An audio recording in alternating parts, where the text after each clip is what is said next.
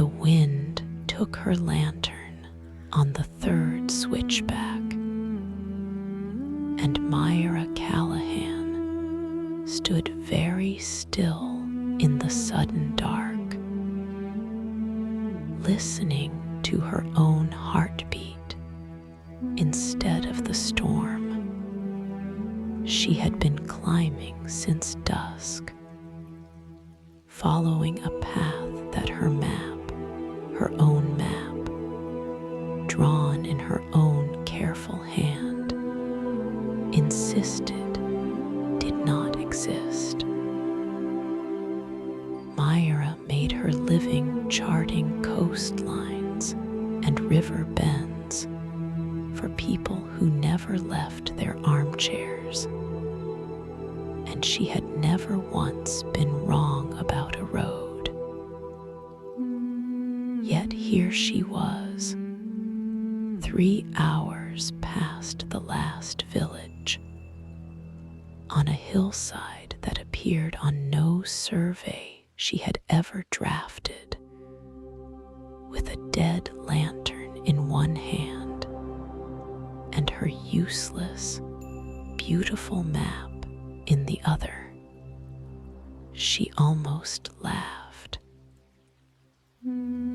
It was the kind of thing that happened only in the stories her grandmother used to tell. The ones about travelers who wandered off every known page and into somewhere older. Then she heard it. Not thunder, not wind through the pines, a hum. Low, round, almost like a cello note held so long it forgot it was a sound at all. It seemed to come from above her, from the black shoulder of the hill, where no light should have been burning. She followed it because her feet decided before her mind agreed. The climb grew gentler as she went, the wind softening as though the hill itself were cupping a hand around her. Pale moss glowed faintly at the path's edges, and she told herself it was only lichen, the kind that sometimes caught moonlight strangely. She did not entirely believe herself. She kept walking anyway. At the crest, the trees opened onto a clearing, and there it stood, a hall of dark stone and pale glass. Its roof, a great curved dome that caught the scattered starlight and held it, so that the whole building seemed to breathe with a slow, silver glow. Amber light spilled from a row of tall windows along its base, warm as a hearth fire seen through frosted glass, while above, through the dome itself, the sky burned with more stars than Myra had ever counted in one sitting, thick clusters of them, arranged in patterns she almost recognized, and then didn't. A brass plaque beside the door read, in letters worn nearly smooth, SDARG, glass hall. The door was not locked. It never seemed to be, though Myra did not know that yet. She pushed it open and stepped into warmth so sudden and complete that her shoulders dropped an inch before she noticed they had been raised to her ears the entire climb. Inside, the hall was one enormous circular room, its walls lined with shelves of brass instruments, sextants, astrolabes, devices with too many hinged arms for Myra to name, and everywhere star charts.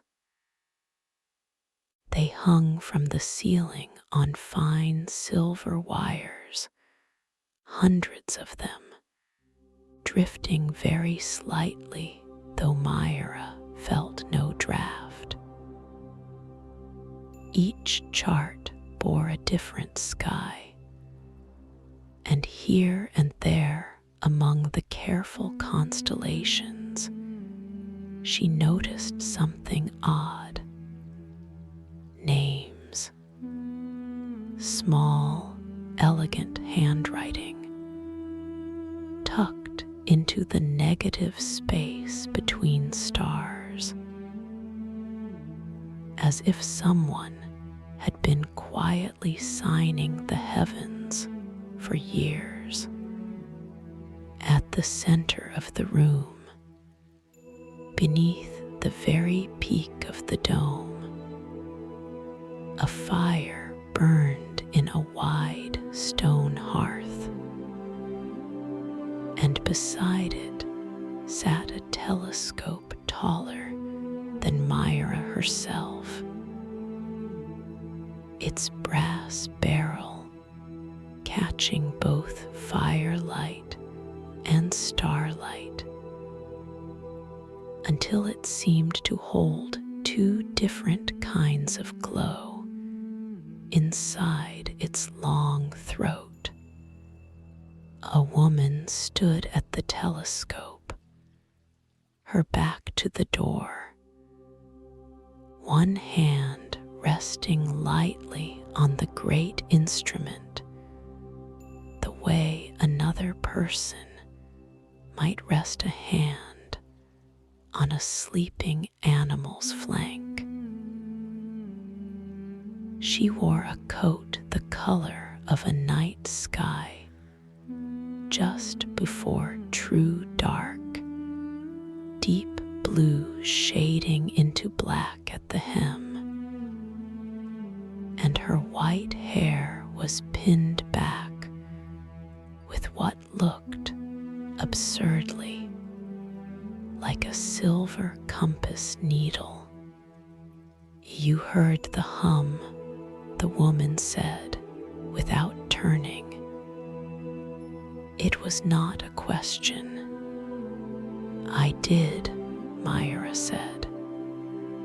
Her voice came out smaller than she intended, worn thin by the wind and the climb and the strangeness of it all. "I didn't think anyone would be up here. Someone is always up here." The woman turned then, and her face was lined in the particular way of someone who has spent a great many years looking upward, soft creases at the corners of eyes that seemed permanently a little wide, a little wondering.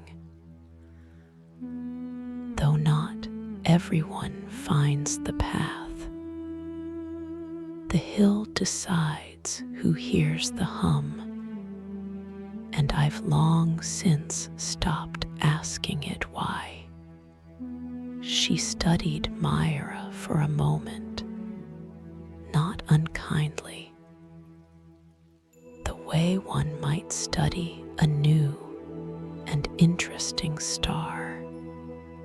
"You've lost your light," the woman observed, glancing at the dead lantern still hanging from Myra's fingers. "The wind took it." "Then it's fortunate," the woman said, and something like a smile touched her mouth, "that you found a house entirely full of them." She held out a hand, weathered and ink-stained at the fingertips, in a gesture that felt less like a greeting and more like an invitation already half accepted. "I'm Odessa," she said, "Odessa Fenn, keeper of this hall for longer than I can properly account for. Come in properly, Myra Callahan, and warm yourself. The stars aren't going anywhere tonight." Myra did not ask how the woman knew her name. Somehow, standing beneath that murmuring dome, it did not seem worth asking.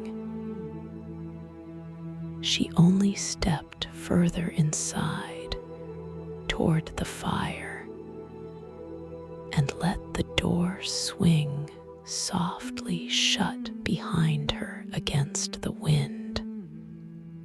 The fire was the kind that seemed to have been burning for 100 years without ever needing new wood.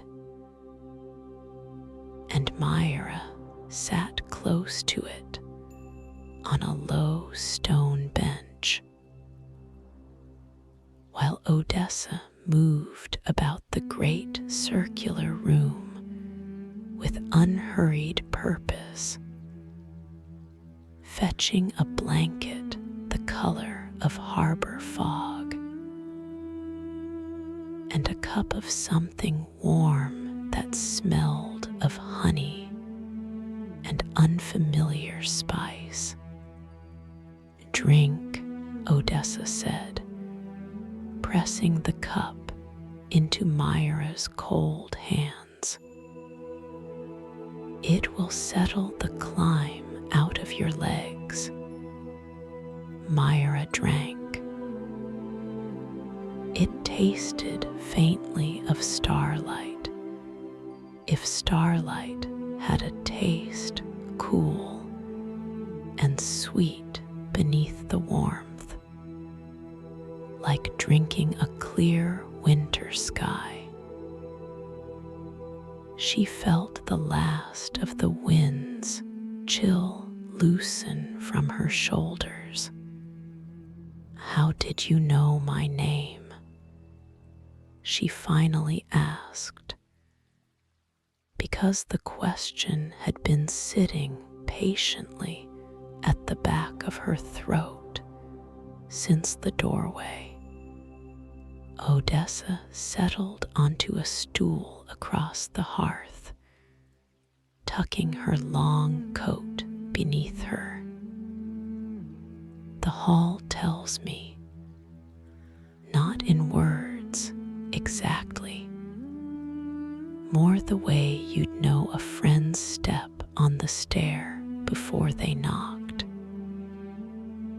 She nodded toward the ceiling, where the hundreds of star charts drifted on their silver wires. "Every visitor who finds their way up this hill leaves their name written somewhere among the stars. I simply read what's already there before you've said a word. Myra followed her gaze upward.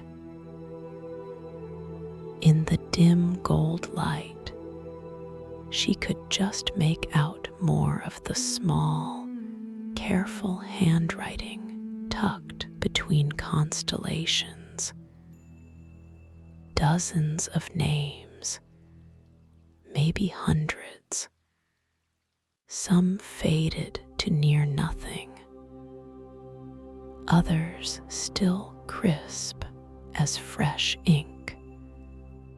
That's Myra searched for the word. That's a great many names, a great many years. Odessa's eyes crinkled, fond, and a little rueful. Starglass Hall has stood on this hill since before the village below had a proper name of its own. I've kept it a long while now, long enough to lose exact count, though the charts remember better than I do. And everyone who comes up the hill, they all hear the hum. Not everyone. Only those the hill judges tired enough, or lost enough, or quiet enough inside to actually listen. Odessa tilted her head, studying Myra again with that soft, wondering attention. You draw maps, don't you?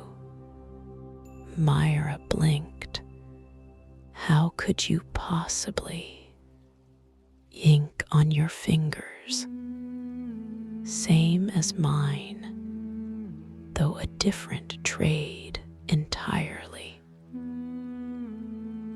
Odessa held up her own stained hand, comparing it lightly to the faint smudge along the side of Myra's palm.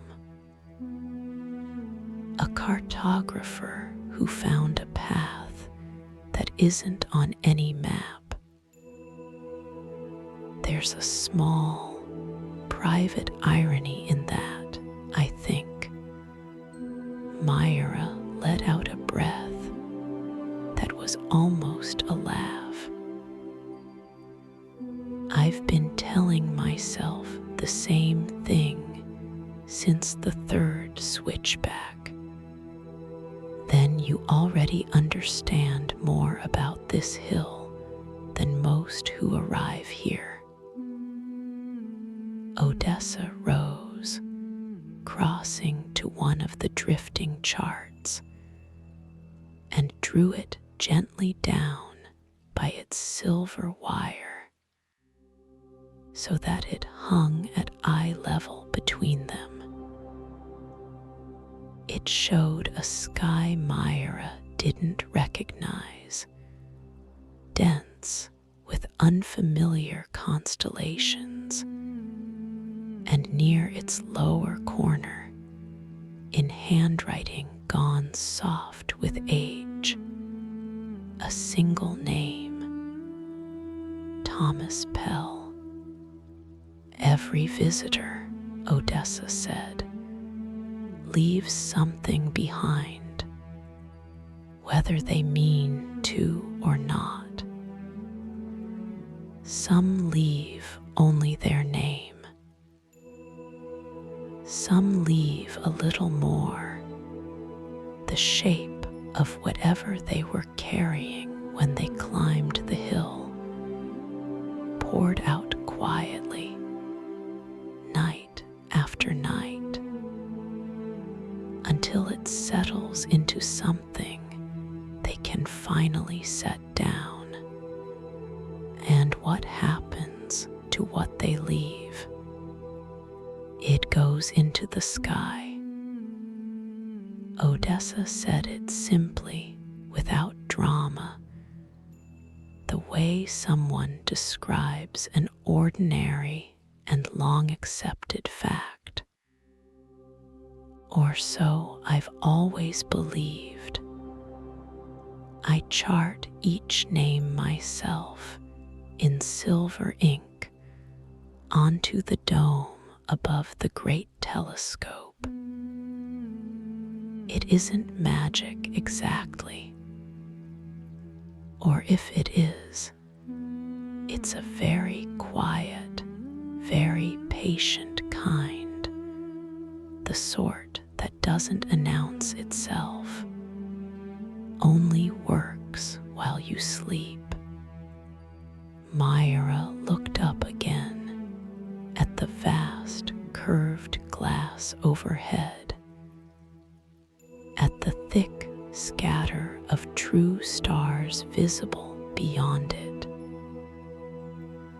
And for the first time since the lantern died, she felt something in her chest loosen that she hadn't realized was clenched. "I don't know what I'd have you chart," she admitted quietly. "I only came up the hill because I heard a sound and my feet decided before I did. That's usually where it begins," Odessa said, not unkindly. "The charting comes later, once the hall has had a proper chance to listen to you the way it listened for you tonight."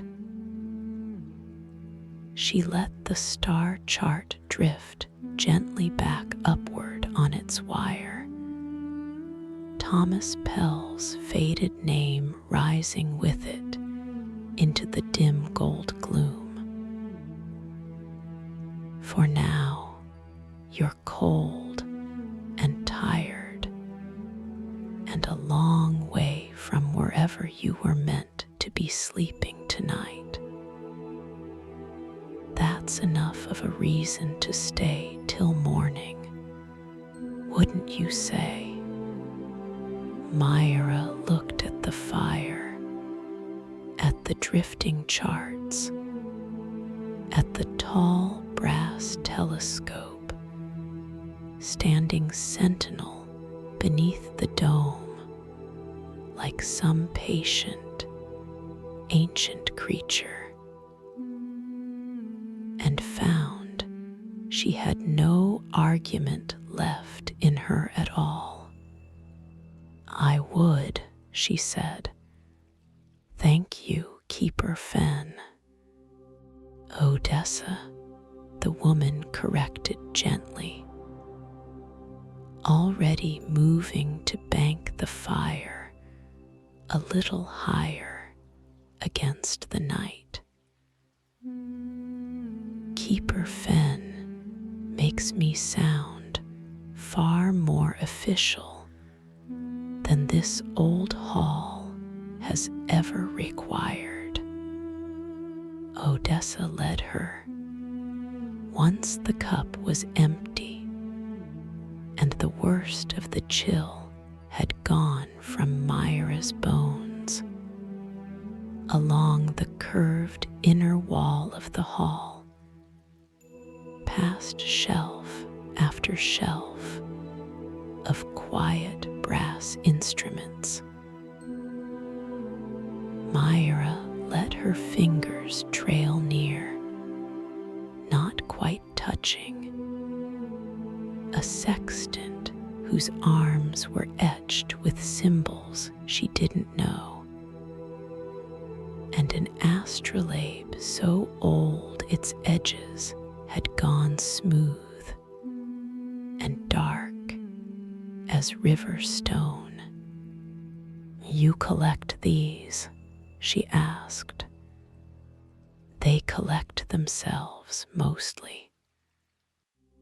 Odessa paused beside a low shelf holding a cluster of small glass spheres, each one lit from within by a point of soft, steady light, like a captured star. Visitors leave things sometimes along with their names, a tool they no longer need, a trinket that stopped meaning what it once meant. I find homes for them here, and in time they seem to settle in, the way old furniture settles into a room it's lived in long enough. She lifted one of the glass spheres and turned it gently in her palm. The light inside it brightened ever so slightly at her touch. This one belonged to a lighthouse keeper's daughter, if I recall. She came up the hill grieving a decision she thought she'd made wrong. Left this behind when she went back down again. Said she didn't need to carry a light of her own anymore, now that she knew where to look for one. Myra watched the small glow pulse once, softly, like a slow heartbeat. What happened to her? I never asked, and the hill never says. That's not really the hall's business in the end, only the leaving behind and the making space. Odessa set the sphere back in its place with the same care she'd have used setting down a sleeping bird. The rest belongs to the person who carries it back out into their own life. They came at last to a narrow stair spiraling upward along the curve of the dome's inner wall. Brass railings worn pale and smooth by generations of hands. Odessa began to climb, and Myra followed, her legs still faintly trembling from the night's long ascent up the hill itself. Though this second climb felt gentler somehow, as if the hall itself were carrying some of her weight. At the top, a narrow gallery ringed the base of the dome, close enough that Myra could see the great glass panes overhead in far more detail than from the floor below. Thousands of tiny, leaded seams holding the dome together, each pane slightly different from its neighbors, so that the whole ceiling shimmered faintly whenever a cloud passed beyond it. "This is where I do the charting," Odessa said, gesturing to a narrow desk built into the gallery's curve, its surface holding an inkwell of dark silver liquid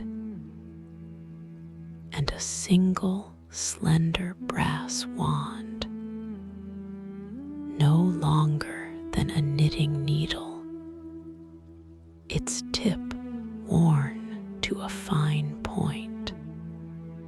You write the names from up here. I write them onto the glass itself, from the inside, from the ground. All anyone ever sees is stars. Odessa dipped the wand's tip into the silver ink, and a thread of pale light seemed to rise from the well with it, clinging to the metal like frost forming on a cold morning. The trick isn't in the writing. It's in choosing where among the true stars to place a name, so that when the person looks up later, whether from this gallery or from some entirely different sky, years on, some small part of them recognizes it as belonging. Myra watched a long moment as Odessa traced, unhurried, a fine curling line of light along one pane of glass. Not a name yet, only a practice stroke, silver catching starlight and holding it a heartbeat longer than it should. How do you know where to place mine? Myra asked quietly. When it's time. Odessa lowered the wand, considering the question with the same unhurried attention she seemed to give everything. I don't, not yet. That part isn't up to me alone. It has to do with what you leave and where in yourself you leave it. Some names belong near the brightest cluster in the whole sky. Others belong tucked into a quiet, half-forgotten corner, where only the most patient kind of looking would ever find them. She glanced sideways at Myra, something gentle and searching in her expression. We'll know together, I expect, before you go back down the hill. Below them, through the gallery's curved rail, the fire still burned steady in the wide hearth, and the hundreds of drifting charts turned slowly on their silver wires, patient as the stars themselves, waiting for whatever Myra might, in time, decide to leave behind. Sleep found Myra faster than she expected. In a small alcove room off the gallery stair, its single round window looking directly out onto the dome's curve, so that she drifted off with true stars pressing close against the glass. like curious faces. When she woke, sunlight lay in a warm gold puddle across the floor, and for a moment she forgot entirely where she was. Then she heard the hum again, fainter by day, almost a memory of itself, and remembered. She found Odessa in the main hall below, not at the telescope this time, but seated at a broad wooden table strewn with loose papers, a cup of something steaming at her elbow, sunlight falling through the dome in patient gold bars across the star charts overhead, which by daylight looked merely like ordinary drifting paper, their silver ink dulled to a quiet shimmer. "You slept well," Odessa said, not quite a question, glancing up. "Better than I have in longer than I'd like to admit." Myra slid onto the bench across from her. "I don't usually sleep well away from my own bed, or in it, if I'm honest. Most who find this hill say something similar." Odessa pushed the loose papers gently aside, making room. "Tell me about the maps you make, Myra Callahan. Properly, I mean not the trade of it, but the wanting of it." Myra considered the question longer than she expected to need. "I like knowing where things are," she said slowly. "I like that a map doesn't lie or forget or change its mind about where the river bends. I draw them for merchants, mostly. Sometimes for travelers. People pay me to make the world hold still long enough to be understood. And does it work? Does the world hold still once you've drawn it?" Myra huffed something that wasn't quite a laugh. "Apparently not. I drew this hillside myself 3 years ago for a client who wanted the old trade roads charted. There was no hall on it, no hill this tall, even. I checked my own notes twice last night by lantern light, before the wind took the lantern, and I was certain I hadn't made an error." "You hadn't," Odessa said simply. "Starglass Hall doesn't sit still on paper the way the rest of the world does.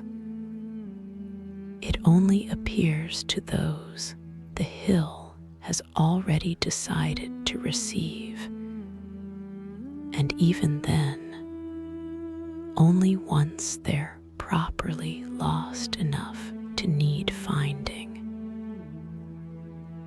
She turned her cup slowly on its saucer watching the steam curl upward toward the dome. I imagine that unsettles a map maker rather deeply. It should, Myra admitted. It did for the first hour or so of climbing. But somewhere around the second switchback, it stopped feeling like a problem to solve and started feeling like she hesitated, unsure how to finish the thought honestly. Like relief, Odessa offered gently. Myra looked up, startled by how precisely the word fit. Yes, exactly that. Odessa nodded slowly, as though this confirmed something she'd already suspected. That's often how it goes for the ones who draw maps, or keep ledgers, or otherwise spend their days making certain the world behaves. There's a particular kind of tired that comes from being the person who always knows the way. It isn't the legs that ache with that kind of tired. It's something further in. Myra said nothing for a moment, turning her own cup in her hands, feeling the truth of that settle somewhere beneath her ribs. I haven't taken a night off from a commission in longer than I can properly remember, she admitted at last. There's always another coastline, another river. I tell myself I'll rest once the current map is finished. And then there's simply another map. And last night, the hill decided you'd finally run out the string on that particular excuse. Odessa's eyes crinkled, not unkindly, at Myra's soft, surprised laugh. You needn't decide anything today. Understand? Starglass Hall keeps no clock the visitor is bound to. You may stay as many nights as the climb back down still feels too soon to face. And the charting, Myra asked. The names in silver on the glass comes in its own time, once there's something true to chart. Odessa rose, gathering the scattered papers into a neat stack, and nodded toward the tall windows where morning light lay gold and unhurried across the hillside beyond. For now, come. There's a garden behind the hall I think you'll want to see by daylight. And it's a poor host indeed who keeps a guest indoors on so fine a morning. However many stars still linger behind the glass above us. Myra followed her out through through a low side door, past shelves of quietly gleaming instruments, into a morning that smelled of dew and distant pine. Feeling, for the first time in longer than she could easily account for, in absolutely no hurry to be anywhere else at all. The garden behind Starglass Hall was not large, but it seemed to hold more sky than the ground beneath it had any right to. Odessa led Myra along a narrow gravel path bordered by low silvery plants Myra didn't recognize, their leaves pale as moonlight even in full morning sun, as though they had never quite learned the difference between day and night. "Moonleaf," Odessa said, catching her look. "It only grows on hills that hum. Doesn't take well to ordinary soil." At the garden's center stood a shallow stone basin, no wider than a cartwheel, filled with water so still it looked less like liquid than like a second sky laid flat upon the earth. Myra crouched beside it and saw, even by daylight, the faint ghost of stars reflected there, impossible stars, since the sun stood well clear of the tree line. "It shows the sky as it is at night," Odessa explained, settling onto a stone bench nearby. "Regardless of what hour you happen to look. Some visitors find that unsettling. Others find it the single most comforting thing in the whole hall. Which do you find it? Both, depending on the year." Odessa smiled faintly. "Tell me, Myra, when you draw your maps, do you ever draw the sky?" Myra shook her head. "No call for it. Merchants want roads and rivers, not stars." "A pity. The sky is the oldest map there is, and the only one that's never once been wrong. Whatever quarrel we may have with reading it correctly." Odessa nodded toward the still basin. "Look again and tell me what you see." Myra leaned closer. Among the reflected stars, faint and silver, she began to notice shapes, not quite constellations she knew, but patterns nonetheless.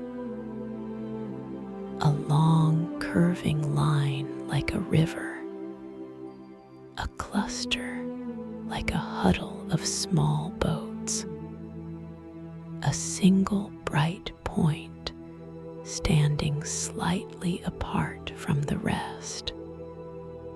"That one," she said, pointing to the solitary star.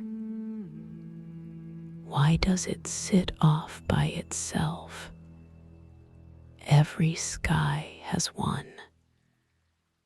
A star that hasn't yet decided which constellation it belongs to." Odessa's voice had gone soft, almost private. "I've always thought of it as the sky's own way of admitting that some things take longer to find their place than others. No shame in it, only patience." Myra sat back on her heels, studying the lone, reflected point a moment longer before it rippled and dissolved as a small breeze crossed the basin's surface. "I think I understand that star rather well. I thought you might." Odessa rose, brushing invisible dust from her coat, though the morning was entirely windless just then. "Come, there's someone I'd like you to meet, if you're willing. Not everyone who finds the hall is willing, and I'd never press it." She led Myra further along the garden's edge to where a low wooden gate opened onto a smaller, half-hidden plot tucked behind a stand of birches.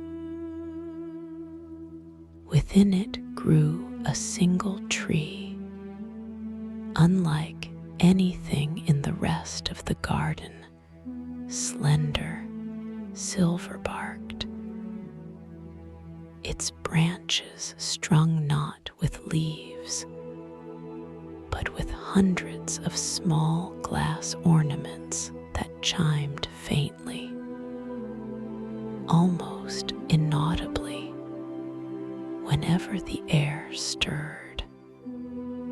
"The chime tree," Odessa said.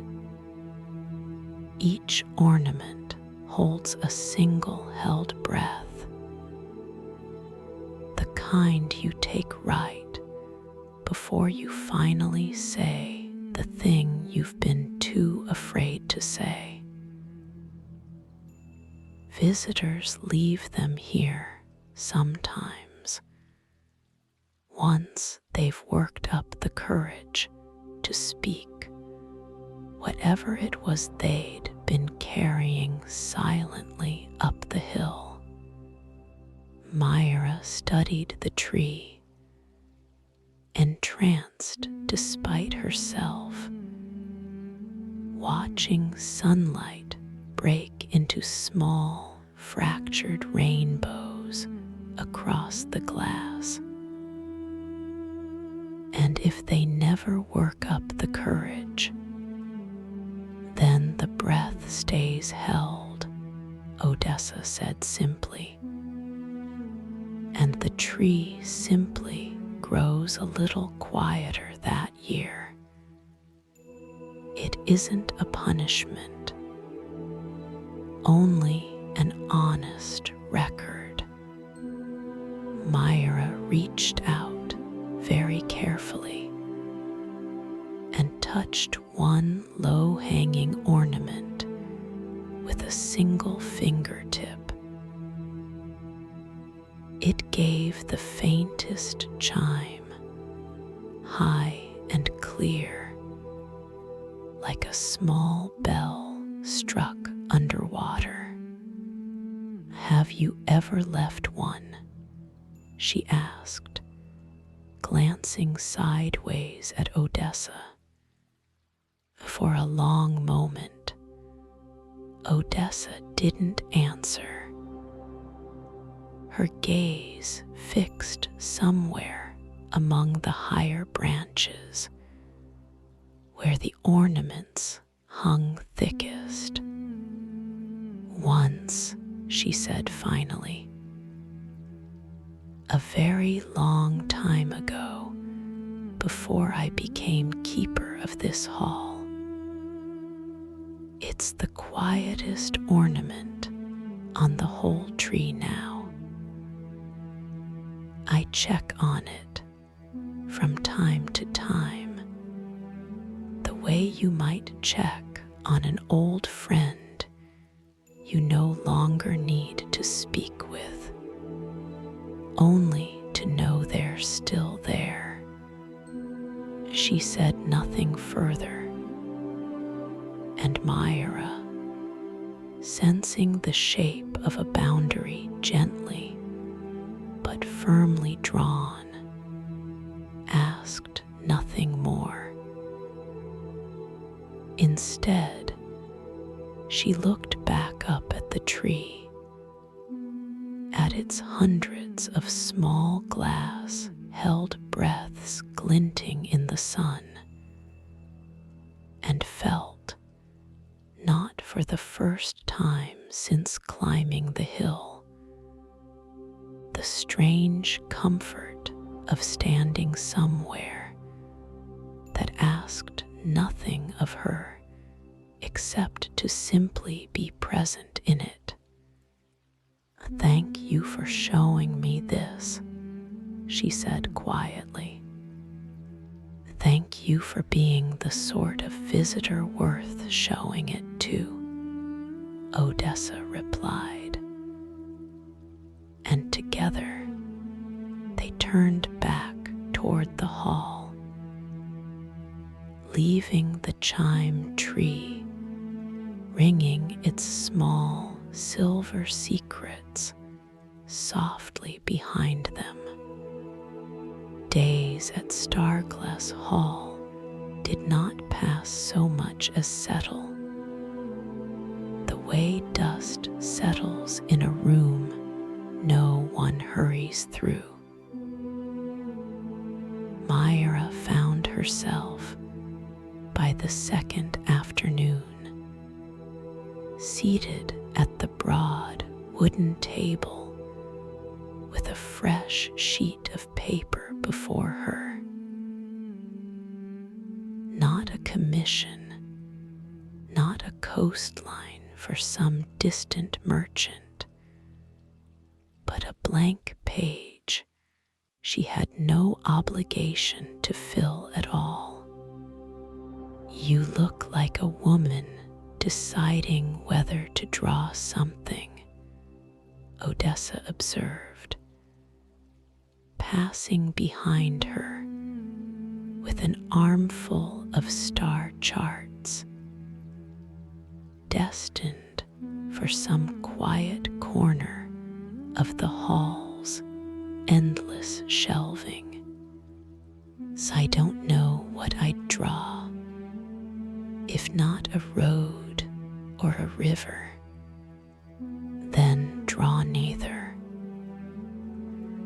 Odessa set down her charts and leaned briefly over Myra's shoulder, studying the empty page with evident interest. "Draw the hum, if you like, or the shape of the quiet you found up here. Maps needn't only be for people who intend to travel somewhere afterward." Myra laughed, soft and a little disbelieving. "I've never drawn anything that wasn't meant to guide someone from one place to another. Then perhaps it's time." Odessa straightened gathering her charts once more. Though I'll say this, the hall has a way of finishing that sort of drawing for you, whether or not you feel ready. Best not to think too hard about it. Simply let your hand move. Myra sat a long while after Odessa had gone, pen poised, page blank, listening to the low murmur of the hum somewhere overhead, felt more than heard.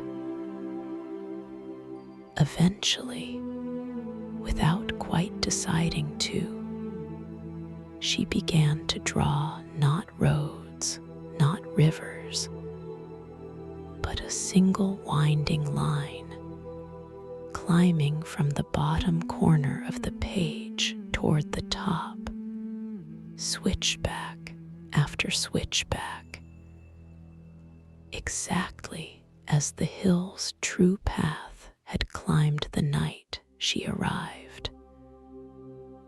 She drew the tree line. She drew the moss that glowed faintly at the path's edge. She drew, last of all and smallest, a single dark shape at the crest. The hall itself, dome and windows, and all rendered in quick, uncertain strokes. She was still bent over the page, adding a faint suggestion of stars above the dome, when she noticed Odessa had returned and stood watching from a respectful distance, an odd, soft expression on her face. "May I?" Odessa asked, and Myra turned the page toward her. Odessa studied it a long moment, tracing the switchback path with her eyes rather than her fingers, careful not to smudge the fresh ink. "You've drawn the way up," she said at last, "but not the way back down." Myra looked at her own drawing and realized, with a small jolt, that it was true. The path ended at the hall. She had drawn no route away from it at all. "I hadn't noticed," she admitted. "Most don't the first few days." Odessa handed the page back gently. "It isn't a flaw in the drawing, only a fact about where your attention currently rests." She settled onto the bench across from Myra, folding her ink-stained hands together on the table. "Tell me honestly, Myra Callahan, is there a road back down that you're eager to draw?" Myra considered the question seriously, turning it over the way she might turn over an unfamiliar coin. Below the hill waited her small rented room above a chandler's shop, her half-finished commissions, the merchant clients who paid promptly and asked nothing of her beyond accuracy. It was not an unhappy life. It had simply, somewhere along the way, become a life entirely made of other people's destinations, with none of her own. Not particularly, she admitted quietly. Is that a strange thing to say to the keeper of a hall? I'll eventually have to leave. Not strange at all. Rather common, in fact, among those who climb this hill in the first place. Odessa's gaze drifted briefly toward the dome overhead, where the drifting charts turned in their slow, silent orbits. The hall has never once forced anyone back down before they were ready, nor has it ever kept anyone who truly wished to leave. It only asks that whoever stays, stays honestly, awake to what they're staying for, rather than simply hiding from what waits below. Myra looked down at her own unfinished drawing, at the path that climbed and climbed, and never once turned back. I think, she said slowly, testing the words as she spoke them, I've been hiding from quite a lot without ever calling it that. Then perhaps, Odessa said, rising to fetch the evening's kettle, her voice gentle as the fading afternoon light through the tall windows. That's precisely the sort of thing worth charting properly. Once you're ready to see it clearly enough to draw the whole road, both directions at once. That evening, after a quiet supper of bread and soft cheese, and a soup that tasted faintly of thyme, and something Myra couldn't name, Odessa led her back up the spiral stair to the gallery beneath the dome, carrying a small lantern of her own. Not for light, Myra realized, since starlight and the soft glow of the drifting charts lit the space plainly enough, but simply from old habit, the way some people carry a favorite object without needing it for any practical purpose at all. I want to show you something, Odessa said, setting the lantern down on the narrow desk beside the silver inkwell. Something I don't often show new visitors, though I think you're ready for it.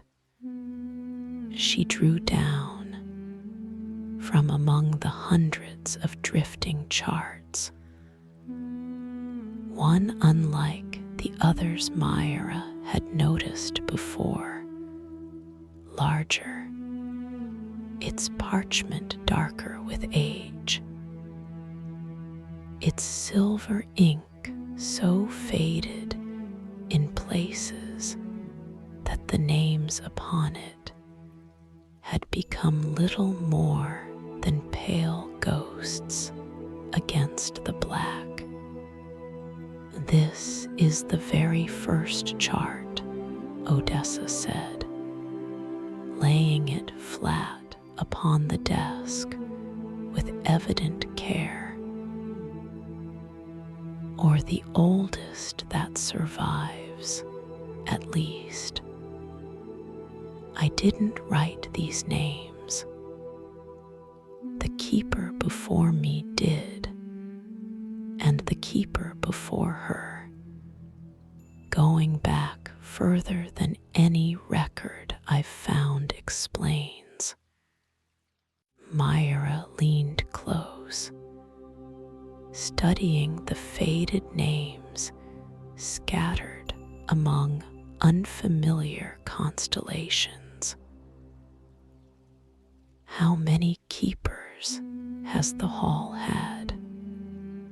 I've counted 11 before myself in the old ledgers, though I suspect there were more whose records simply didn't survive the years." Odessa traced one especially faint name with a fingertip, not quite touching the parchment.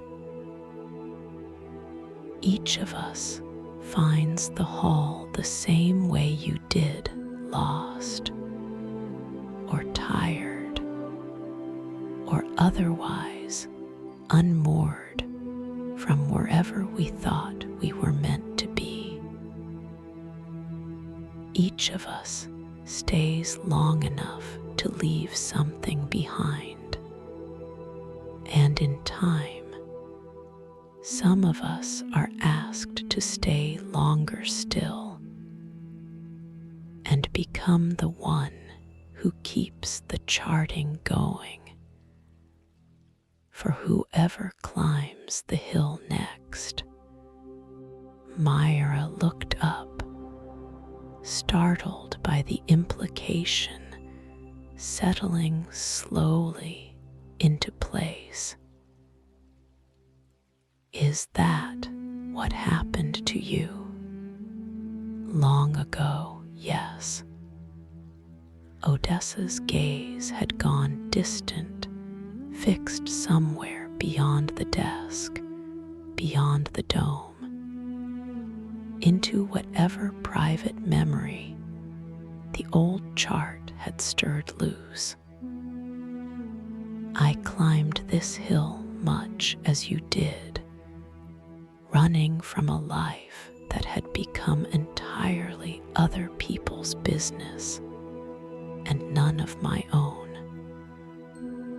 I meant to stay a single night. I stayed 40 years, and somewhere in the middle of them, without quite noticing the moment it happened, the staying became keeping, and the keeping became who I simply am now. Do you regret it?" "Never once." Odessa's smile was small, but entirely genuine. "Though I won't pretend the choosing was easy when it finally came. There's a particular kind of grief in setting down a life you'd already half built elsewhere, however unhappily, in favor of a life you can't fully picture until you're already living it." She rolled the old chart carefully and set it aside, then drew a fresh, blank sheet of parchment from a drawer beneath the desk, along with the slender brass wand. I'm not showing you this to suggest you'll be asked the same question, she said, glancing sideways at Myra with unmistakable gentleness. Only so you understand what the charting truly means before I ask what you'd like written of your own visit here. It isn't only a name in the end. It's whatever true thing you're finally ready to set down.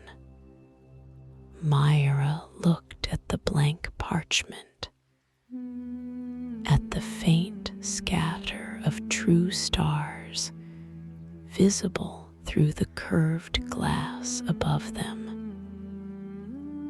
and felt something in her chest that was not quite fear and not quite relief, but some quiet, unfamiliar cousin of both. I don't know yet, she admitted, what I'd want written. That's perfectly all right. Odessa set the wand down beside the empty ink well, unhurried. The charting isn't done in a single evening, whatever the ledgers of some keepers before me might suggest. Sleep on it, Myra Callahan. The stars have kept this particular patience for longer than either of us has been alive. They can certainly keep it a few nights longer for your sake. Myra nodded, throat oddly tight, and together they left the empty parchment waiting on the desk, its blank surface catching starlight through the dome exactly as it would go on catching it, patient and unhurried. However many nights it took her to decide what, at last, she was ready to leave behind on this quiet hill. Myra dreamed that night of the sea, though she had not seen open water in over a year. In the dream, she stood at the edge of a shoreline she had once mapped for a client, watching the tide draw back further and further, uncovering stretches of sand that had never appeared on her careful, accurate chart at all, hidden coves, a scatter of smooth stones arranged like a message she couldn't quite read, a single small boat resting keel up on the wet sand, as if waiting patiently to be righted. She woke before dawn with the strange, certain feeling that the dream had been trying to tell her something, though its meaning slipped away from her the moment she reached for it. The way dreams so often do. She found Odessa already awake, seated at the garden's stone basin in the pale gray light of very early morning, watching watching the reflected stars fade slowly as true dawn crept toward the tree line. "You dreamed something," Odessa said, without turning, as Myra approached. "How do you always know that?" "You have the look of someone still half listening to a conversation the rest of us can't hear." Odessa patted the bench beside her, and Myra sat, drawing her shawl closer against the morning chill. "Tell me if you'd like, or don't. The hill isn't owed your dreams any more than it's owed anything else." Myra described it slowly: the shoreline, the retreating tide, the boat resting keel up on wet sand. And as she spoke, something in her own chest loosened further, the way a knot loosens once you finally see clearly which end of the rope to pull. "I used to want to be a sailor," she admitted, surprising herself with how easily the old confession surfaced. "Before the map making, when I was young enough to believe wanting something was reason enough to have it. What happened to the wanting? My father needed a steady trade passed down, and cartography paid better and asked less of a person's body than the sea ever would. It seemed a sensible trade at the time. It still does, mostly." Myra watched the last reflected stars dissolve from the basin's surface as true morning light finally reached it. "I don't think I've properly missed the sea in years. I'm not sure why I'm missing it now. Perhaps because this is the first quiet you've had in years long enough for the missing to finally catch up with you." Odessa's voice was gentle, unhurried, entirely without judgment. "Grief and longing are patient creatures. They wait very well when a life gives them no other choice, and simply surface the moment there's finally room." Myra turned this over slowly, watching the sky above the garden shift from gray toward the soft gold of true morning. "Is that what the charting is for? Making room for whatever's been waiting?" "In part, yes." Odessa rose, brushing dew from her coat, and offered Myra a hand up from the bench. "Though I've come to think the charting is less about the making of room and more about honoring what finally arrives once the room exists. You can't force a longing to surface before it's ready, any more than you can force a star to rise before its hour.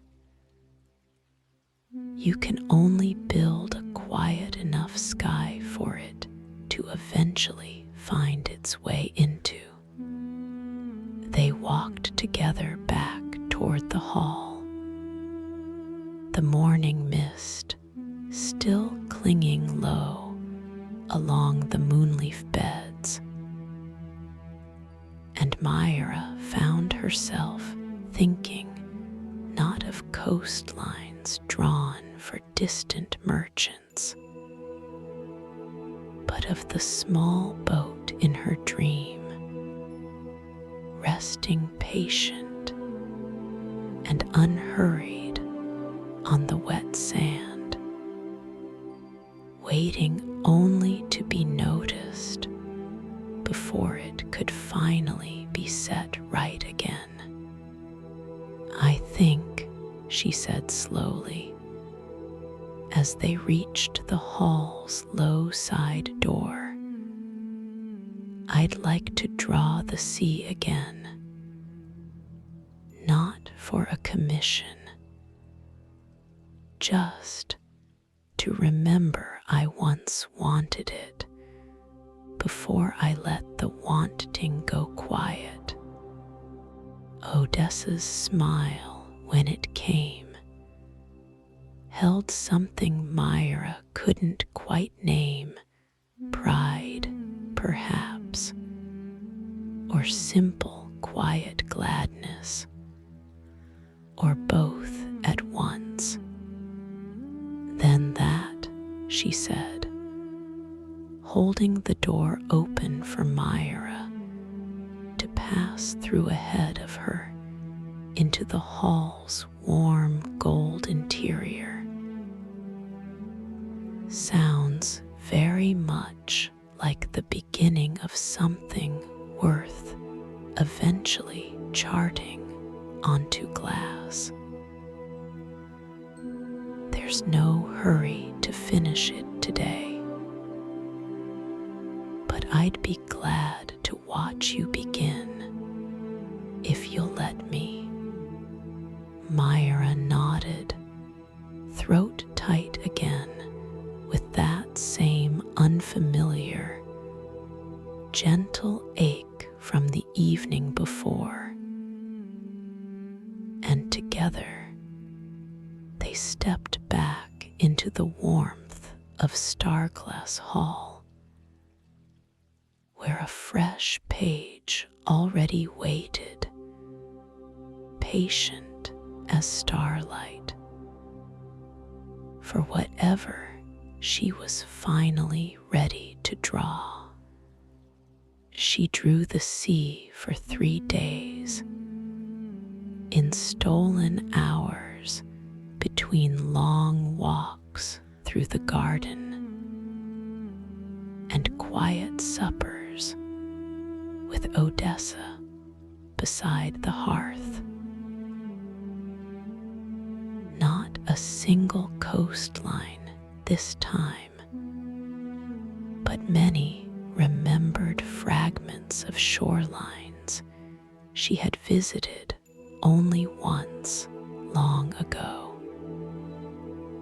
before cartography narrowed her wandering into something more useful and considerably less her own.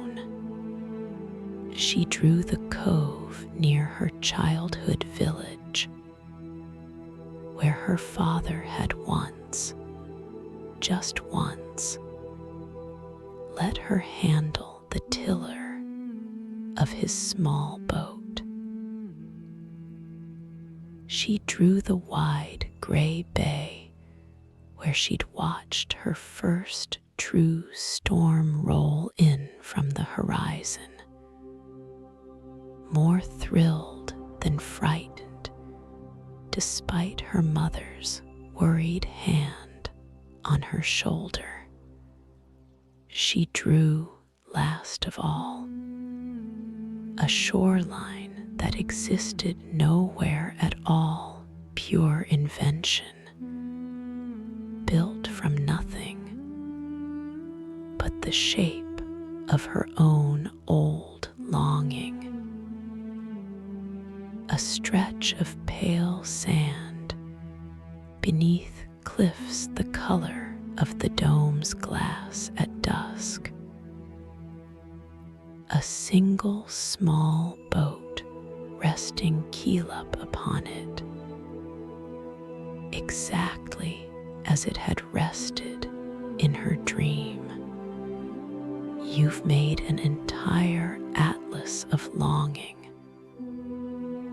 Odessa observed one evening, studying the small stack of finished pages spread across the broad wooden table. It isn't very accurate, Myra admitted, almost apologetic. None of it's to scale. Half of it isn't even real. Accuracy was never required of it. Odessa lifted the invented shoreline, studying the small, keeled-over boat with evident interest. This one in particular. Tell me about it. Myra hesitated, then found the words arriving more easily than she expected. It's the boat from my dream, the one waiting to be righted. I think she paused, gathering the thought properly before releasing it.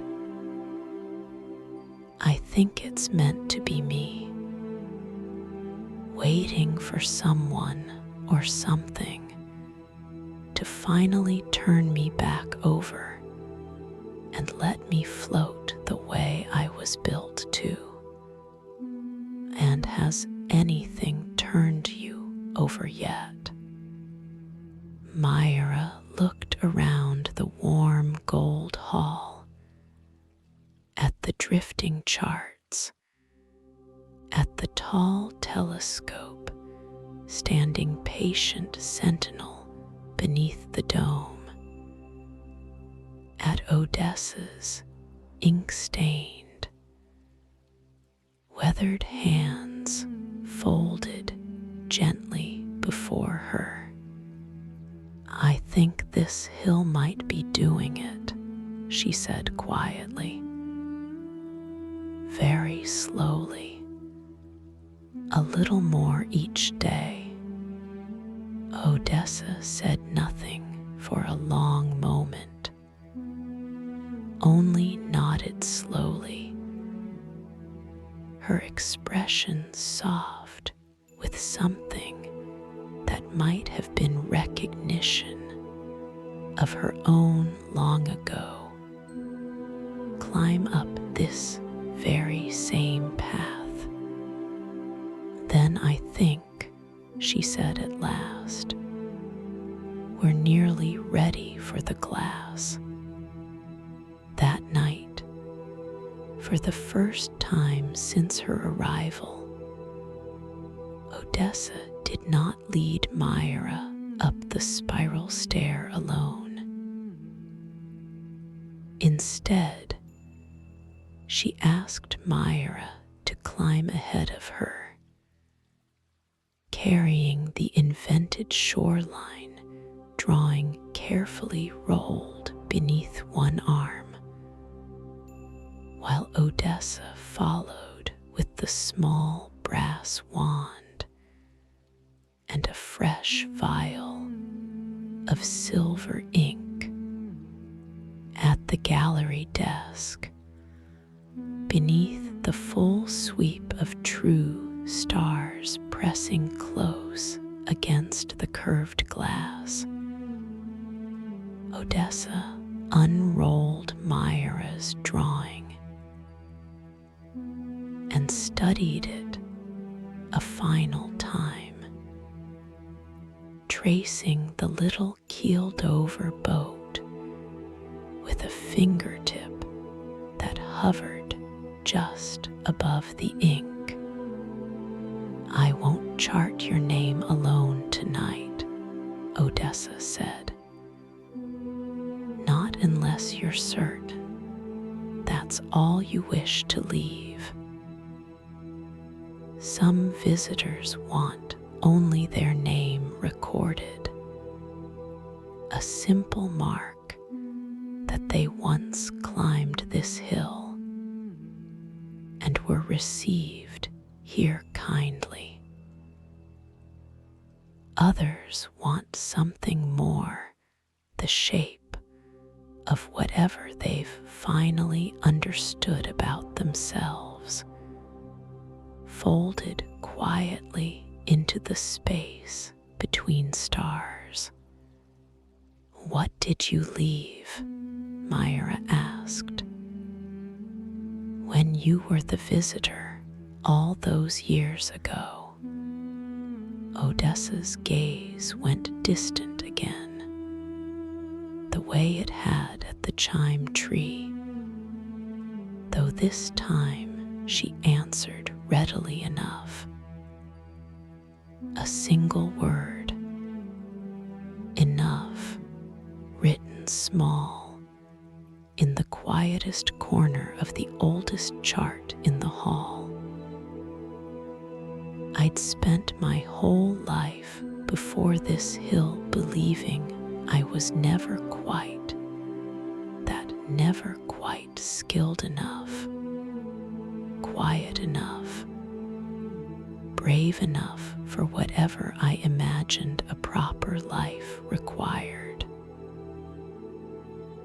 I left the word here so I'd never have to carry the doubting of it any further than the base of this hill. Did it work? It's still the quietest word on the whole ceiling," Odessa said, smiling faintly. "But I've never once needed to write it twice." Myra looked down at her rolled shoreline drawing, at the small, patient boat waiting to be righted, and felt, with sudden and complete clarity, exactly what she wanted charted onto the glass above them. "I'd like the boat," she said, "not my name alone. The whole shoreline, if it's not too much to ask, but especially the boat. Righted, though, not keeled over anymore. I think that's what I want to leave here. Not the waiting, the turning over itself." Odessa's smile, when it came this time, was wide and unguarded in a way Myra hadn't yet seen from her. "That," she said, already dipping the slender wand into the silver ink, "is precisely the sort of thing this glass was built to hold. The charting took the better part of that night, though Myra found she minded the length of it not at all. Odessa worked slowly, unhurried, tracing fine silver lines across one particular pane of the dome's glass. A stretch of sky low near the eastern curve, where Odessa explained the light of early morning would catch it first and longest each day. "Why there?" Myra asked, watching from a low stool beside the desk. "Because you've spent a great many years living for other people's mornings. Merchants waiting on commissions, clients waiting on coastlines. I thought it fitting your own chart should belong to the very first light of each new day, before anyone else's needs have had the chance to arrive." Myra watched, hardly breathing, as the shoreline slowly emerged in fine silver thread against the black glass.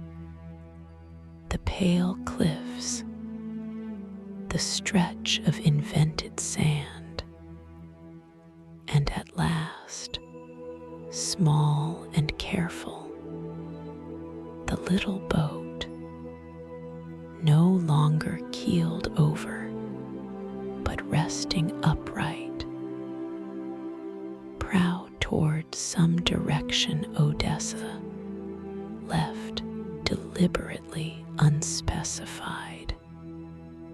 "Why not pointed anywhere?" Myra asked, when the final stroke was finished and Odessa sat back to study her own work. "Because that part isn't mine to decide, nor even yours. Not fully, not yet." Odessa set down the brass wand at last, flexing her ink-stained fingers. "A boat that's been righted still has to choose its own direction in its own time. The glass only records that the choosing is now possible. It doesn't presume to make the choice for you." Myra looked up at the finished chart, silver and pale against the deep black glass, indistinguishable from true starlight to any eye that didn't already know to look for it, and felt something settle in her chest that had been unsettled. She realized now, for the better part of a decade. "Thank you," she said quietly. "I don't think I have better words than that. They're entirely sufficient," Odessa said, rising with a soft groan of old joints against the late hour, and gathering the silver ink and wand back into the desk's narrow drawer. "Better words tend to arrive later, once the thing they're describing has had proper time to settle into truth rather than mere hope." They descended the spiral stair together in comfortable silence. The fire below burned down to a deep, steady bed of coals, and Myra found herself, for the first time since arriving at Starglass Hall, thinking not of the life waiting below the hill, nor even entirely of the life she'd left drawn in silver above it, but simply of the present moment, warm, unhurried, complete in itself. "May I ask you something?" she said, as they reached the base of the stair. "Always." "How will I know?" Myra said slowly. "When it's time to go back down. You said the hall doesn't force anyone to leave before they're ready. But how does a person know they've reached ready, rather than simply comfortable?" Odessa considered this with evident care, settling onto the bench nearest the banked fire before answering. "Comfortable wants to stay because leaving feels difficult. Ready wants to leave because staying has finally stopped feeling like hiding." She glanced toward the dome overhead, where Myra's own small silver shoreline now hung, invisible among true stars to any eye but their own. "You'll likely feel both at once when the time comes. Most do. The trick isn't in waiting for the discomfort to vanish entirely.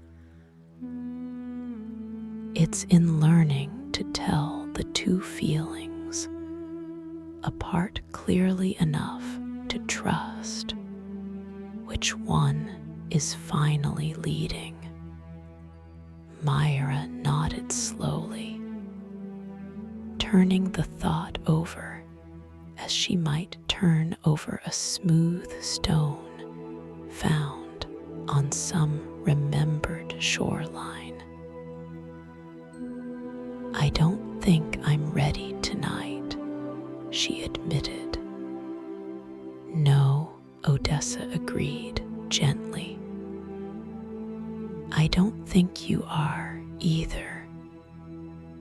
But I think you're a good deal closer than you were the night the wind took your lantern." She rose, banking the last of the fire's coals for the night, and offered Myra a small, warm smile across the dimming hall. "Sleep well, Myra Callahan. Tomorrow, if you'd like, I'll show you the one part of this hall I haven't shown you yet. The room where the old lanterns are kept, for visitors who arrive needing a new light to carry back down the hill. Whenever that day finally comes." Myra climbed the narrow stair to her small alcove room, glancing back once at the dome overhead, where somewhere among the countless true stars, her own small silver boat now rested, upright at last, waiting patiently for whatever direction she would one day choose to give it. The lantern room, when Odessa showed her the next morning, was smaller than Myra expected. A narrow chamber just off the main hall. Its walls lined floor to ceiling with lanterns of every size and shape. None of them lit. All of them somehow still holding a faint inner glow, like embers banked low, but never quite extinguished. Every visitor who leaves this hall takes one, Odessa explained, running a gentle hand along a shelf of small brass lanterns near the door. Not because the light in them is anything unusual to look at. Once it's out in the ordinary world, but because it's lit always from whatever they've left charted on the glass above. A small, private reminder that the leaving behind was real and holds whatever ordinary daylight might try to argue otherwise. Myra moved slowly along the shelves, studying lantern after lantern, some plain, some ornately worked, some so old their glass had gone cloudy with age. Do you choose which one a visitor takes? Never the visitor chooses. Or more accurately, I've found, the correct lantern tends to choose the visitor, the same way this whole hill chose you the night your own lantern failed. Odessa gestured toward the shelves at large. Take your time. There's no wrong choice, only the choice that hasn't yet felt right.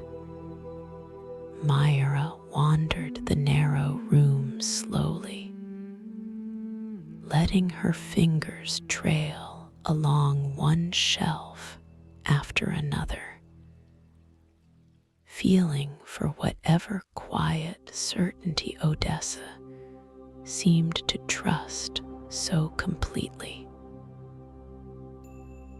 Most lanterns felt, to her hand, exactly as ordinary as they looked: cool metal, faintly dusty glass, nothing more.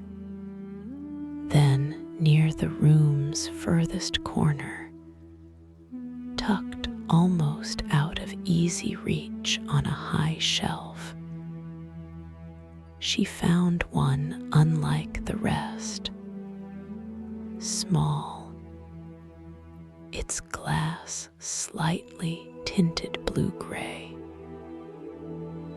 its metal frame worked with a pattern that, on closer inspection, resolved into the unmistakable curling shape of a wave.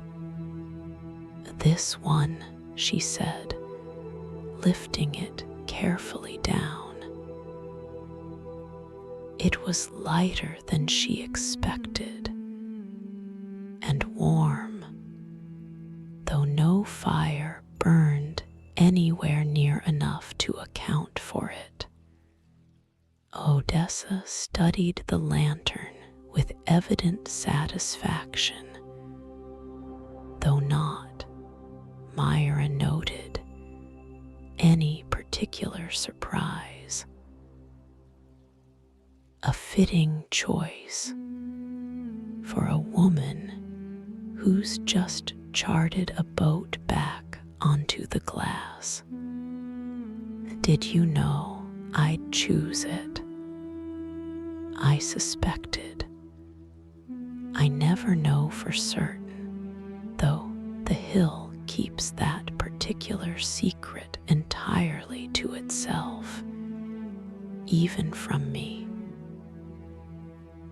Odessa took the lantern gently, turning it once in the morning light streaming through the room's single narrow window before handing it back. It's yours now, whenever you're ready to carry it back down the hill. Until then, it can simply sit beside your bed and remind you each night of the shoreline waiting quietly above us in silver. Myra held the small lantern carefully against her chest, feeling its odd, patient warmth through the thin fabric of her sleeve. I don't think I've ever owned anything that felt quite this much like it was already mine before I chose it. That's rather the point of this whole room. Odessa moved to the door, gesturing for Myra to follow.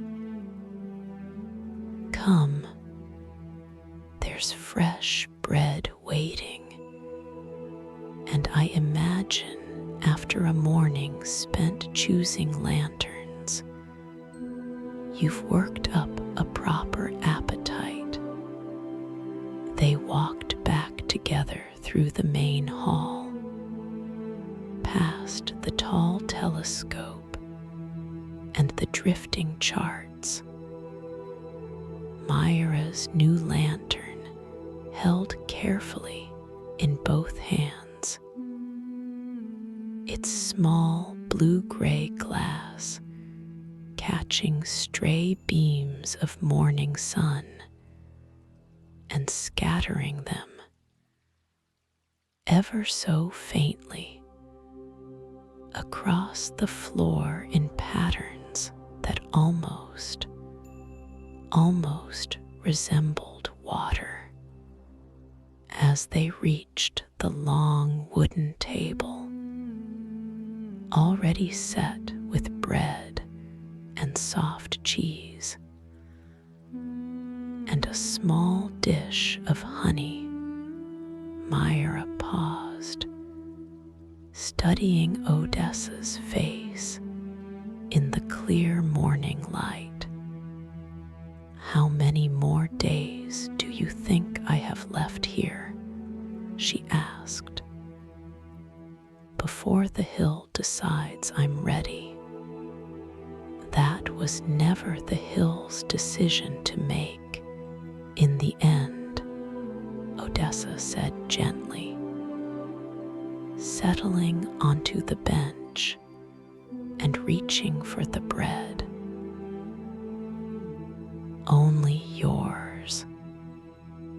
Though I will say, a woman who's already chosen her lantern tends to find the actual leaving arrives rather sooner than she expects. Myra looked down at the small lantern resting now in her lap, its faint inner glow steady and unhurried, exactly as patient as everything else this quiet hill had shown her, and found, for the first time since arriving, that the thought of eventually leaving no longer frightened her nearly so much as it once might have. "Then I suppose," she said, reaching for a piece of the warm bread, "I should enjoy however many mornings remain before I finally find out." "A sensible plan," Odessa agreed, smiling. For a woman who spent so many years insisting the world hold still, and has finally, I think, learned the considerably harder art of simply letting a little of it move, the remaining days settled into their own gentle rhythm. Mornings in the garden beside the still basin, afternoons spent finishing small, unhurried sketches at the long wooden table, evenings by the hearth, listening to Odessa's quiet, unhurried stories of keepers long past, their names now faded nearly to nothing on the oldest charts overhead, on what would prove to be her final full day at Starglass Hall, though neither of them yet knew it plainly. Myra found herself once more at the chime tree, standing alone beneath its hundreds of small glass ornaments, listening to their faint, high chiming in the afternoon breeze. She had come, she realized only once she arrived, carrying something specific in mind, not the shoreline drawing, already charted safely in silver above the dome, but something smaller, a held breath of her own, the kind Odessa had described the very first morning in the garden. She stood a long while before the tree, working up whatever quiet courage the moment required, before finally reaching into the small satchel she carried and drawing out a single scrap of paper, not a drawing this time, but a few words written that morning in her own careful, ink-stained hand. "I forgive myself for wanting something other than what I was given." She did not fully understand, even as she wrote it, why those particular words had arrived rather than any others. But standing now beneath the chime tree's soft silver light, she found she didn't need to understand it fully. It was enough that it felt entirely true. She she was still standing there, the scrap of paper held loosely in one hand, when Odessa found her. "You've brought something for the tree," Odessa observed, settling onto the low bench nearby without any evident hurry. "I think so. I'm not entirely sure how it's meant to work. Simply enough, fold it small and tie it to whatever branch feels right and leave it there. The breath it holds settles into the glass over time, the same slow way your shoreline settled into the dome above us." Odessa nodded encouragingly toward the tree's lower branches. "There's no correct branch, any more than there was a correct lantern." Myra folded the small scrap of paper carefully, tucking it into a loop of silver thread already hanging ready among the lower ornaments, and tied it with hands that trembled only slightly. As she stepped back, she thought she heard, very faintly, a new chime join the others, soft, clear, and somehow entirely her own. "Well done," Odessa said quietly. "Thank you for not asking what it says. It was never mine to ask." Odessa rose, brushing a few fallen silver leaves from her coat. "Though I will say, whatever it was, you look considerably lighter for having left it," Myra found, testing the observation honestly against her own chest, that it was entirely true. Something that had sat coiled and unnamed inside her for years, longer perhaps than she'd even properly noticed carrying it, had finally, quietly, come untied. They walked back toward the hall together as the afternoon light began its slow slide toward evening gold,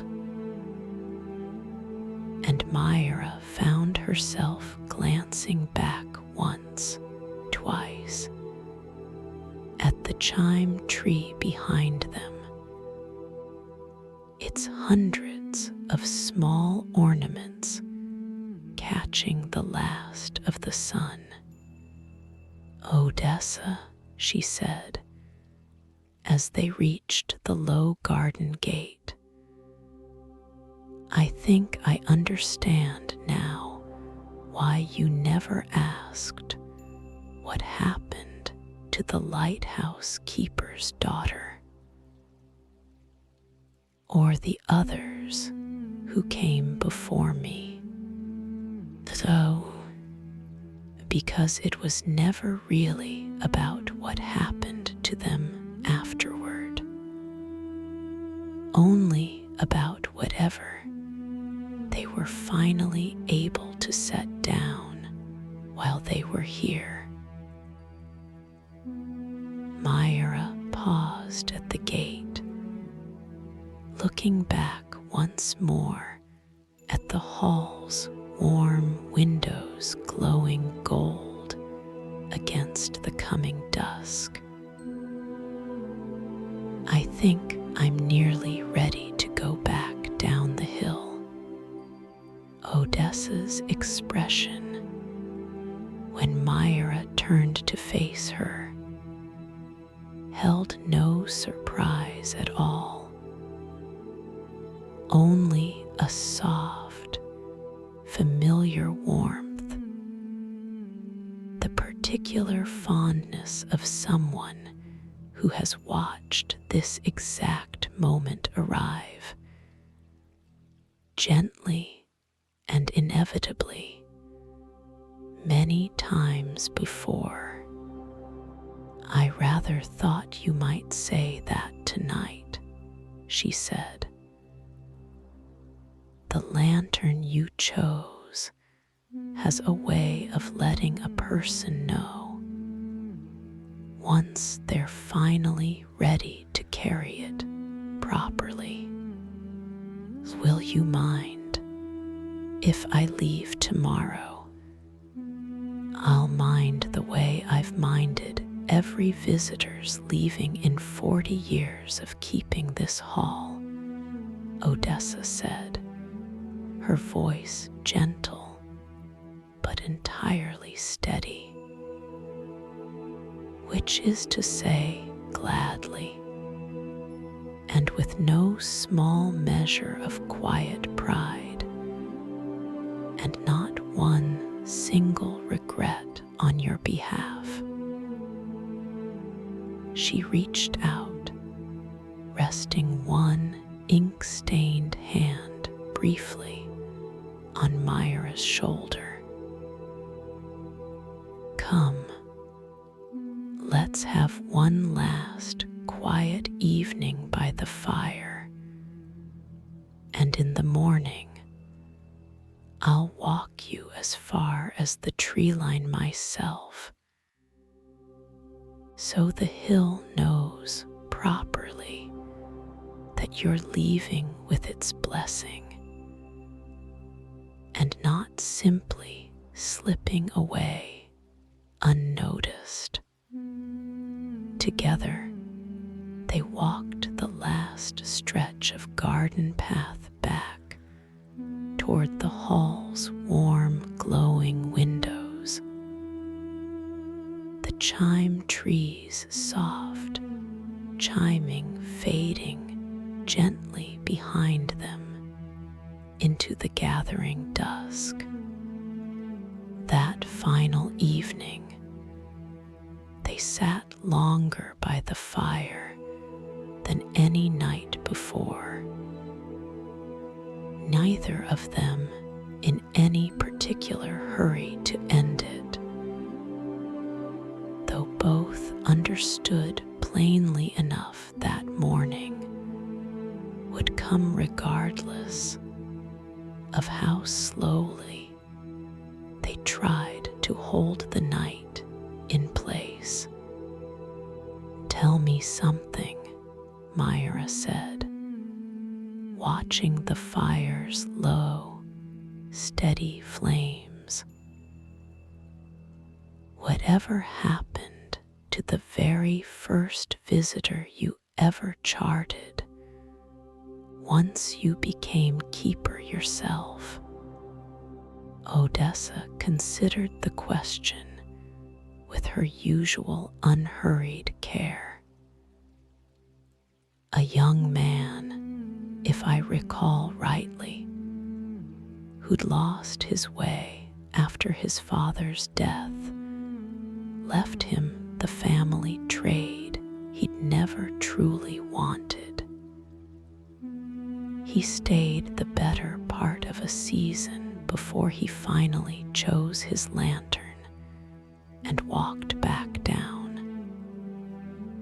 She smiled faintly at some private memory. He sent a letter years later, addressed simply to the keeper of Starglass Hall, which found its way to me by means I've never never fully understood. He'd become a shipwright of all things. Said the boat he built with his own 2 hands felt more like a proper inheritance than the trade his father had left him. Do all your visitors right once they've gone? Some do, most don't, and that's entirely as it should be. The charting was never meant to create an obligation of correspondence, only a quiet record that the leaving behind happened at all and mattered. Odessa's gaze drifted briefly toward the dome overhead, where countless names drifted silently among true stars. I like to imagine some nights that they're all out there still, living whatever lives they finally chose, entirely unaware that an old woman on a hill occasionally looks up and wonders how they're faring. Myra studied her companion's face in the firelight. The soft lines around her eyes, the quiet, patient warmth she carried so effortlessly after what must have been decades of exactly this same gentle work. Night after night, visitor after visitor. Will you remember me? Myra asked. Once I've gone.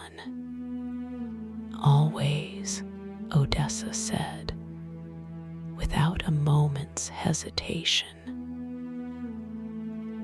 Though I suspect it's less that I'll remember you in the ordinary sense, and more that some small part of you will simply remain here, folded into the glass above us, exactly as real and exactly as present as the night you first climbed through that door. That's a strange kind of comfort. Most true comforts are, I've found. Odessa reached for the kettle, pouring them each a final cup of the honeyed, start-tasting drink from Myra's first night at the hall. Strange comforts tend to be the ones that actually hold, once the ordinary sort have worn thin.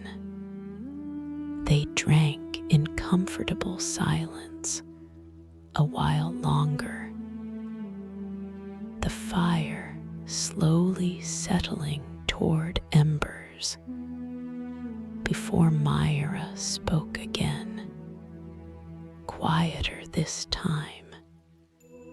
I think I understand now why you stayed all those years ago, why the staying became keeping. Do you? I think so. Myra turned her cup slowly between her palms. There's something in this work, the listening, the charting, the simple unhurried presence of it that feels like the truest version of what a map is actually meant to do. Not tell someone where the roads already are. Just help them find their own way to where they're actually meant to be standing. Odessa's eyes, when she looked up, held something bright and unguarded that Myra hadn't quite seen there before. Not tears exactly, but their close and patient cousin.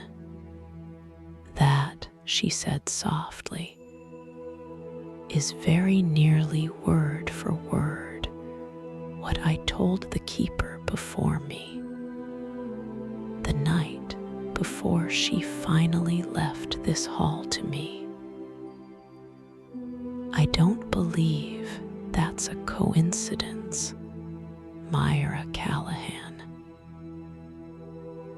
I believe the hill has a way of finding, among all the tired travelers who climb it, precisely the ones it needs, exactly when it needs them. Myra felt something shift in her chest at the words. Not fear, not quite invitation either, but the unmistakable weight of a question neither of them had yet spoken aloud. Are you asking me something? She said carefully. Not tonight, Odessa said, and her smile, when it came, was warm and entirely unhurried. Tonight, I'm simply telling you a true thing about how this hall has always worked, and trusting you to carry it back down with you, along with your lantern, whether or not it ever comes to matter again in your own life. She set down her empty cup and rose, banking the fire's last embers for the night. Sleep well, Myra. Tomorrow we'll walk to the tree line together, and whatever comes after that belongs entirely to you. Myra climbed the stair to her small alcove room one final time. The small blue-gray lantern, already packed carefully among her things, and lay a long while awake, listening to the hum overhead before sleep finally found her.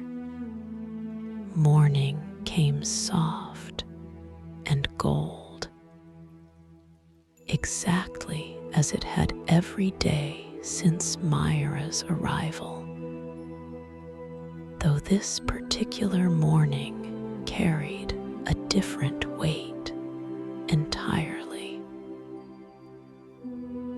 The quiet, bittersweet gravity of a leaving finally arrived at its proper hour.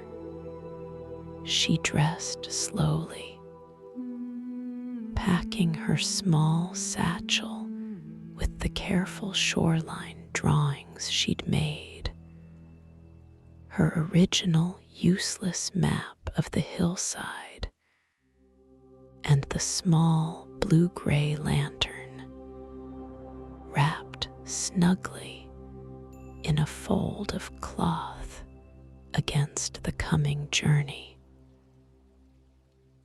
When she came down into the main hall, Odessa was already waiting by the door, her own coat, deep midnight blue shading to black at the hem, wrapped close against the cool morning air. "Ready?" Odessa asked. "As ready as I think I'll ever properly feel," Myra admitted, glancing back once at the tall telescope, the drifting charts, the wide hearth where the fire had burned so patiently through every one of her nights here. "It doesn't feel entirely real leaving, though I suppose that's rather fitting, given how unreal the arriving felt too. The hill has a way of making both feel that way," Odessa agreed, opening the door onto a morning bright with early sun and bird song. "Come, let's not keep the tree line waiting." They walked together in comfortable silence down the same switchback path Myra had climbed, blind and windswept. What felt now like a lifetime ago rather than mere days. By daylight, the path looked ordinary enough: packed earth, scattered stone, moonleaf glowing faint and silver even beneath full sun. And Myra found herself wondering, not for the first time, whether she would even recognize the way back up again, should she ever need it. "Will I be able to find the hall again?" she asked, as they neared the tree line at last. "If I ever needed to. If the hill decides you need to, yes." Odessa's voice held no uncertainty at all. "Though I'll tell you honestly, Myra, most visitors don't return.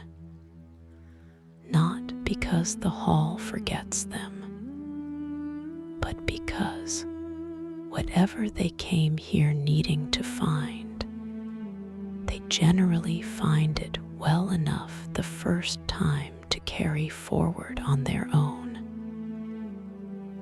She paused at the tree line's edge, turning to face Myra fully. "That isn't meant as discouragement, only honesty. The hill is not a place a person needs twice. If the first visit was properly received." Myra nodded slowly, feeling the truth of it settle alongside the small ache already forming in her chest at the thought of this parting. "Thank you," she said, "for the charting, for the lantern." For she gestured vaguely back up the hill toward the hall now hidden again behind the trees. "For all of it."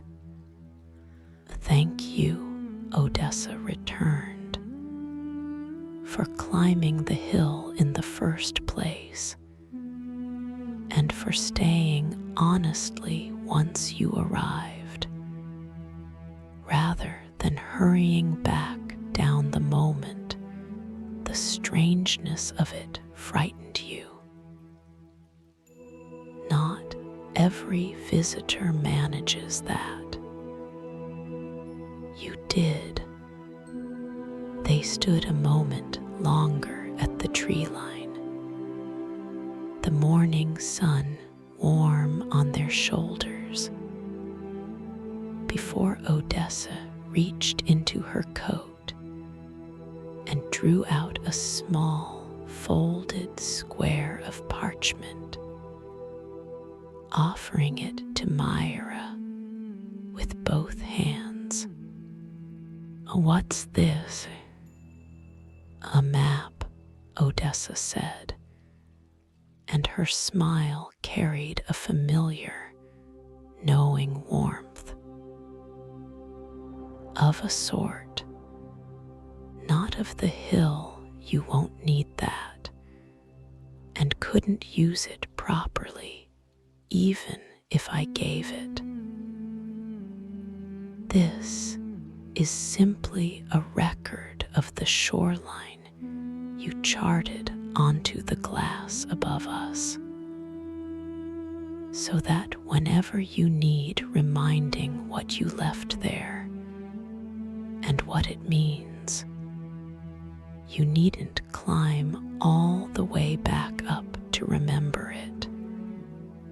Myra unfolded the parchment carefully and found, rendered in fine, careful lines, the exact shoreline from her dream, the pale cliffs, the stretch of invented sand, and the small boat, upright now, prow facing outward toward whatever horizon she chose to give it. "I don't know what to say," she managed, throat tight. "You've already said quite enough these past days, simply by staying long enough to say it honestly." Odessa folded Myra's hands gently around the parchment, holding them a moment longer than strictly necessary. "Go well, Myra Callahan. Draw whatever roads you like from here forward, merchants' coastlines, if that's still what you want, or something entirely your own. Either way, I suspect you'll draw them a good deal more honestly than you did before you climbed this hill." Myra embraced her then, briefly, but entirely genuinely, before stepping back, blinking against sudden warmth behind her eyes that had nothing at all to do with the morning sun. "Goodbye, Odessa. Goodbye, Myra. Mind the path. It tends to look considerably more ordinary on the way down than it did on the way up, though I promise you it's no less true for that." The walk back down the hill took less time than Myra remembered the climb requiring, though she couldn't have said whether that was simply the ordinary trick of familiar ground, or something gentler and stranger that the hill itself allowed her. As a final small kindness, she reached the village by early afternoon, her small satchel light on her shoulder, the wrapped lantern held carefully in one hand, Odessa's parchment map tucked safe inside her coat, the chandler's shop above her rented room looked exactly as she'd left it. The same crooked sign, the same familiar smell of tallow and wood smoke drifting from its open door. And yet, Myra found herself studying it with something like fresh eyes, as though she'd been gone considerably longer than the handful of days the calendar would likely insist upon. That evening, once she'd settled back into her small room and unpacked her satchel with unhurried care, she set the blue-gray lantern on the narrow table beside her bed, and on impulse she didn't fully examine, struck a match to light it properly for the first time. It caught at once, though no ordinary oil or wick fed the flame within. A soft, steady, silver blue glow that filled the small room with a light gentler than any candle she'd ever owned. And somehow, impossibly, carried the faint, distant scent of salt air, as though the shoreline charted so carefully above Starglass Hall's dome had left some quiet trace of itself inside the glass. Myra sat a long while beside that small, steady light, Odessa's parchment map unfolded on her lap, tracing the little upright boat with one careful fingertip, and felt, for the first time in longer than she could properly account for, entirely at peace with wherever the tide might eventually decide to carry her next. In the weeks that followed, she found her work changing in small, quiet ways she hadn't expected. She still drew coastlines and river bends for merchants who paid promptly. But now, tucked into the margins of each careful commission, she began adding small, private details. No client had asked for a single gull banking low over a harbor, a lighthouse standing modest watch on some otherwise unremarkable point. Once, memorably, a tiny boat resting upright patch of sand that existed nowhere on the actual coastline she'd been hired to chart. No client ever complained. Several, in fact, wrote back specifically praising the small, unexpected details, calling her maps the most alive they'd ever commissioned. Myra kept this observation quietly to herself, though she suspected some evenings that Odessa would have found it particularly fitting.